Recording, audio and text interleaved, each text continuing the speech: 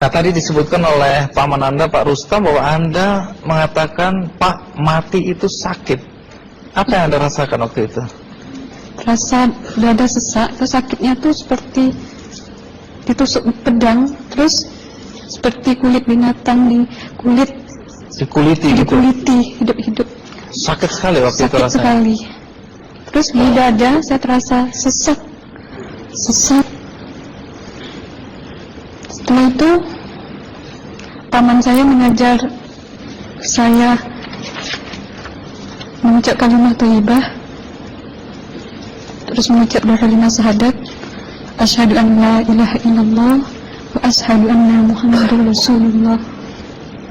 Apa betul waktu ruh Anda itu dicabut dari kaki itu, Ya. Anda bisa melihat jasad Anda? Sempat saya melihat jasad saya pada waktu itu, tapi sebentar. Setelah itu saya dibawa pergi oleh dua orang malaikat ini. Oh. Dan pada waktu itu saya ingin ketemu sama ayah saya. Kebetulan ayah saya sudah meninggal. Dan suatu ayah saya meninggal, dia berusia 55 tahun. Setelah saya ketemu di sana, dia tuh berusia muda. Kok muda? Berusia 17 sampai 20 saya perkira. Anda sempat ngobrol dengan ayah nggak? Sempat. Apa yang Anda sampaikan? Waktu itu ayah nangis. Ayah saya bilang, kenapa kamu kesini nak? Pulanglah. Di rumah tidak ada orang. Kasihan lihat ibumu dan adik-adikmu. Tidak ayah, janjiku sama Allah sudah sampai. Dan pada waktu itu ayah saya menangis. Lalu apa yang dia ucapkan? Diam aja dia. Terus hilang. Kembali ke malaikat tadi, bentuk yang Anda lihat seperti apa malaikat ini? Dia ini laki-laki, tapi mukanya sama semua. Berapa malaikat? Dua. Iya. Fisiknya seperti apa? Seperti berserban, berpakaian ihram, mukanya sama. Wajahnya seperti apa? Wajahnya sulit saya gambarkan. Yang jelas dia ini sama, dua-dua itu sama rupanya. Apakah ada ucapan dari dua sosok yang Anda anggap malaikat itu? Ada. Apa kata mereka? Waktu itu saya mengalami perjalanan spiritual. Saya disoal oleh malaikat itu dengan sebutan ma ayyutuka, siapa Tuhanmu, katanya. Waktu itu ruh saya menjawab, Tuhanku adalah Allah. Siapa pemimpinmu? Pemimpinku adalah Nabi Muhammad Sallallahu Alaihi Wasallam. Mana kiblatmu? Kiblatku adalah Ka'bah. Siapa kedua orang tuamu? Siapa saudara maramu? Terus saya diperjalankan. Setelah itu kedua orang malaikat ini memimpin tangan saya, tangan kiri saya, membawa saya ke satu tempat, menduduki saya di sebuah kursi. Pada waktu itu kursinya tuh empuk, mungkin 8 busanya ya, cantik. Terus di sana saya duduk. Di sebelah kanan saya ada tiba-tiba berwujud seorang perempuan. Dia mengaku amal. Kamu siapa? Kata saya. Aku adalah amalmu semasa kamu hidup di atas dunia. Dan selama kamu di sini, saya akan menemanimu sampai yaumul akhir, itu katanya.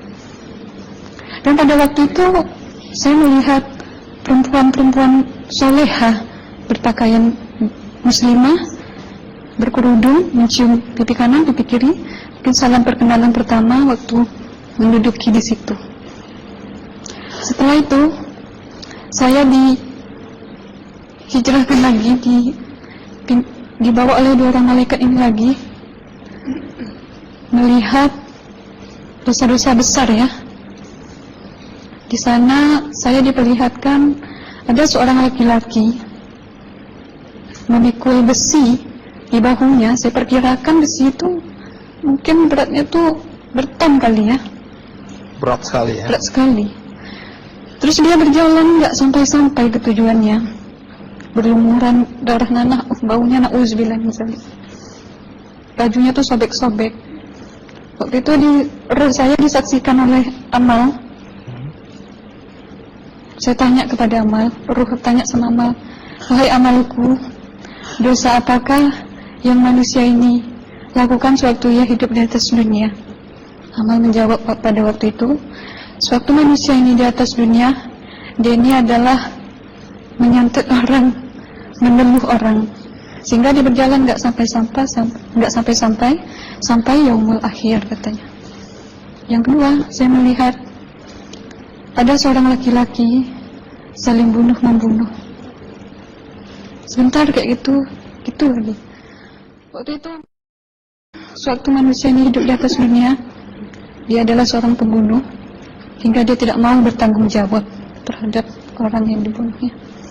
Terus yang ketiga, saya melihat ada seorang laki-laki dihujam kemaluannya pakai besi panas, timah panas itu ya, hingga menembus.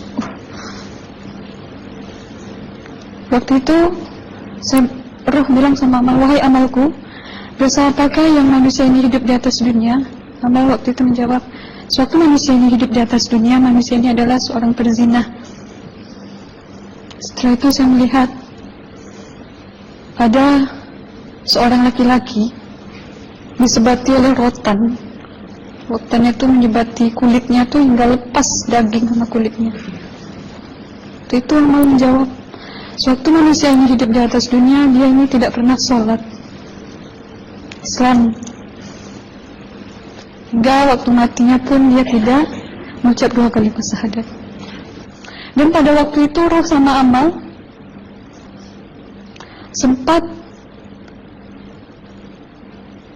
menghafiz Quran pada waktu itu dengan harapan supaya orang manusia yang Allah siksakan ini bisa terampuni dosanya. Jadi masih sempat waktu itu ya? Iya, roh sama Amal yang menghafizkan. Menghafiz Quran, bertahzim, bersalawat, baca ayat 1000 dinar, membaca Yasin. Tapi sayang, bahkan tambah banyak Allah tidak mengampuni dosa-dosa mereka, sayangnya. Setelah itu, akhirnya yang terakhir kali berzikir. Zikir saya pada waktu itu, subhanallah, walhamdulillah, wala ilaha illallah, wallahu akbar, la haula wala quwwata illa billahil aliyyil azim. Sekuat-kuatnya nada saya berteriak. Tiba-tiba saya merasakan detik jantung ya. Waktu itu mungkin paman saya yang menyaksikan. Itu saya koma. Disitulah sebenarnya Anda kembali ke jasad ya? Iya, benar. Jadi banyak sekali Anda menyaksikan kejadian-kejadian di alam sana ya. Nah, menarik karena waktu kami menghubungin Mbak Aslina, pada dasarnya Mbak Aslina keberatan menceritakan kembali kisahnya. Tapi kalau toh akhirnya Anda mau sampai di sini dan Anda sudah bercerita, apa harapan Anda pada orang-orang yang mendengarkan kisah ini? Ya, harapan saya pertama, ya lebih banyak mumpung menyambut puasa ya, lebih banyak mendekat diri aja sama Allah, perbanyakkan amalan soleh, perbanyakkan zikir, perbanyakkan sholawat, baca Quran, dan sebagainya. Itu harapan Anda ya? Iya. Baik, terima kasih Mbak Aslina ya, sudah datang dari Bengkalis untuk menceritakan kisah ini.